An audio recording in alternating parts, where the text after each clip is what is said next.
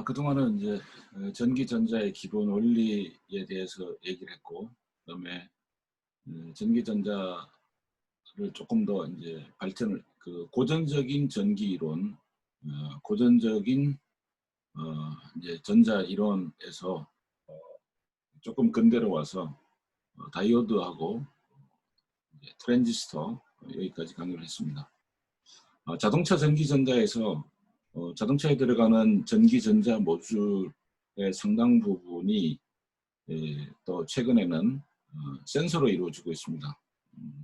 그래서 센서가 차지하는 비중이 자동차 안에서 점점 많이 증가하고 있습니다. 그래서 이번 시간에는 이제 그 센서, 물론 이제 자동차 안에는 기계적 센서도 있고 그렇습니다. 그런데 이제 전자적 센서의 용도가 많이 증가하고 있기 때문에 이제 센서의 기본 원리, 그리고 센서의 추세, 이런 것들을 좀 정리해서 강의를 하고자 합니다. 먼저 센서라고 하는 것은 사람으로 따지면은 5가지 감각, 시각, 청각, 촉각, 후각, 미각, 이런 것들과 같습니다. 그래서 실제 세계에 있는, 실제 세계에서 발생하는 현상, 실제 세계에서 발생하는, 우리가 공학적인 용어로 이벤트, 그래서 실제 세계에서 발생하는 현상과 변화에 대한 정보를 이제 검출합니다. 그래서 센서는 세 가지 종류의 이제 센서가 있습니다. 물리적 센서, 화학적 센서, 생물학적 센서, 이렇게 세 가지 종류로 이제 구분을 합니다. 물리적 센서는 물리적 변화를 이제 감지하는 것이죠. 화학적 센서는 화학적 변화, 실제 세계에서 발생하는 어떤 현상의 화학적 변화, 실제 세계에서 발생하는 현상이나 변화의 물리적 변화, 화학적 변화, 생물학적 변화를 이제 감지를 하는데, 이제 물리적 센서는 물리적 변화를 감지를 하는 거죠. 또 화학적 센서는 화학적 변화를 감지합니다. 또 생물학적 센서는 생물학적 변화를 감지를 해서 이걸 이제 사람이 이해할 수 있는 이제 수치로 바꿔줍니다. 사람은 센서로부터 실제 현상과 변화에 따르는 물리적 변화, 또 화학적 변화, 생물학적 변화를 수치를 통해서 보고를 받습니다. 그러면 이러한 어떤 실제적인 상황과 현상 또는 변화가 물리적으로나 화학적으로나 감지되어서 그것이 어떻게 수치로 바뀌는가? 이 센서가 전기 신호로, 그러니까 뭐 전기 신호는 두 가지죠. 전류로, 전류 값으로 보내주던가, 또는 전압 값의 변화로 보고를 합니다. 그러면 전류 값이나 전압 값으로 보내진 것들은 수치화할 수가 있습니다. 숫자로.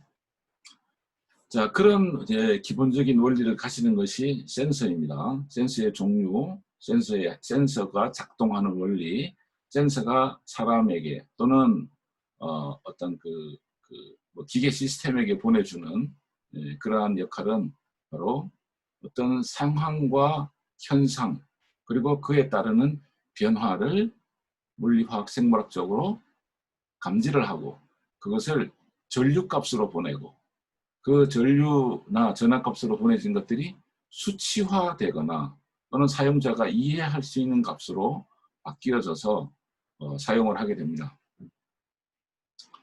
자, 그래서 이 말한 대로 측정 대상의 물리량이나 화학량을 선택적으로 포착하여 유용한 신호, 주로 전기적 신호로 변환하여 출력하는 장치다. 이렇게 정의할 수 있습니다. 자, 이제 트랜스듀서라고 하는 것이 있는데요. 센서에는 트랜스듀서가 반드시 들어가는데, 물리 화학적 변화량을 전기 신호로 변환하거나 또는 에너지로 변환하는 장치를 트랜스듀서라고 하는 거죠. 그래서 트랜스듀서에 의해서 전기적 신호로 변환이 된다. 이렇게 말할 수 있습니다. 그래서 센스의 기능과 구비 요건은 진짜 이제 센시티비티, 감도가 좋아야 되겠죠. 그리고 선택도, 안정도, 그다음에 복귀도. 원래 센서가 이제 이게 복귀도가 이렇게 좋지 않으면 센서는 이제 얼마 지나지 않아서 자기 기능을 하지 못하게 됩니다. 감지해서 그 감지한 값을 센서가 그 변화에 따라서 이제 뭐 늘어나고 그런데 이제 그 늘어난 것이 다시 원래도 이렇게 돌아가야 되는 거죠. 돌아가지 않으면 안 된다. 그래서 센서는 이러한 감도, 선택도, 안정도, 복귀도를 갖춰야 됩니다. 그래서 센서 중에서 뭐 가장 많이 사용하는 것들 대표적인 것 중에 하나가 이제 광 센서가 있는데 광 센서도 뭐 광전자 방출식도 있고 광도전식도 있고 여러 가지.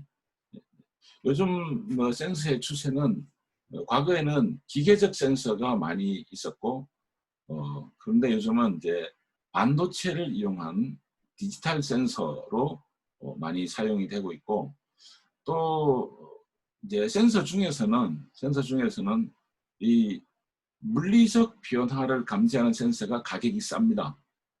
물리적 변화를 감지하는 센서가 가격이 싸고 화학적 변화를 감지하는 센서나 생물학적 변화를 감지하는 센서는 가격이 좀 비쌉니다. 그러면 물리적 센서는 어떤 종류가 있는가?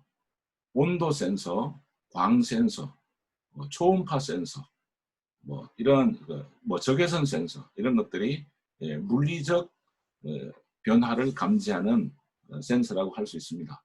CO2 센서 이런 것들은 화학적 센서라고 할 수 있죠. 그다음에 뭐 미생물을 감지한 미생물의 활동 뭐 이런 것들을 감지하는 것들은 또 메디컬 센서, 생물학적 그런 것들은 생물학적 센서라고 할 수가 있죠. 그래서 넓은 지역에 다량의 센서를 이제 배포를 해야 되겠다. 그러면 이제 물리적 센서를 사용하는 게 좋겠죠. 그리고 화학적, 생물학적 센서는 비싼 반면에 그만큼 정확도도 높습니다. 물론 모든 화학적 센서가 정확도가 높고 모든 생물학적 센서가 정확도가 높은 것은 아니지만 대체로 가격이 비쌀수록 감지하는 정확도는 높아집니다. 그래서 이러한 센서를 이용을 해서 감지하고자 하는 목표, 그러니까 자동차의 뭐 예를 들면 자동차의 엔진 상태를 알고자 한다. 그러면 사람은 엔진을 열어서 보면 사람이 엔진을 만약에 분해해서 보면 뭐가 잘못했는지를 눈으로 보고 또 머리로 판단하고 이 엔진은 어떻다 이렇게 알 수가 있는데 그 엔진을 분해하고 다시 조립하고 굉장히 번거로우니까 그 안을 열어볼 수가 없으니까 그러면 열어보지 않고 엔진 상태를 알 수 있는 방법이 없는가? 그러려면 그 엔진 상태의 여러 가지 물리적, 화학적 변화를 감지하는 그런 센서를 부착하게 됩니다.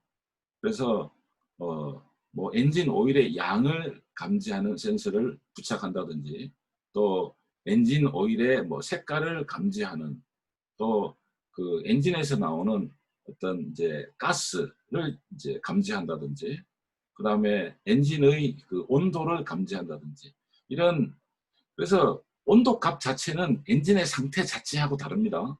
엔진의 상태에 따르는 온도의 변화를 통해서 그 엔진의 상태를 추정하는 거죠. 그래서 엔진 오일에 이렇게 엔진을 멈췄을 때 예를 들어서 엔진 오일의 색깔을 보고 엔진의 상태를 보는데 엔진 오일의 색깔이 엔진 상태를 다 말하는 건 아니거든요. 그렇지만 이 변화된 것을 통해서 어떤 변화와 현상을 통해서 우리가 감지하는 대상을 역으로 이제 추정하고 추론하는 데 사용할 수가 있고 그리고 우리가 이제 단순하게는 어떤 특정 측정 값의 변화를 보고 미리 상황을 정해 놓는 거죠. 온도가 몇 도 이상 증가하면 반드시 차를 멈추도록 해야 된다. 온도가 몇 도 이상 올라가면 이제 엔진이 과열됐다고 경고를 보내야 된다. 뭐 이런 것들을 사전에 이제 정해서 전기적 어떤 그 알람, 단순하게 이런 거는 좀 단순하고 심플한 거죠. 자, 이런 데에 정보를 획득하거나 제어할 때 센서는 꼭 필요합니다. 센서에 대해서는 또 강의를 하면서 추가로 얘기하도록 하겠습니다.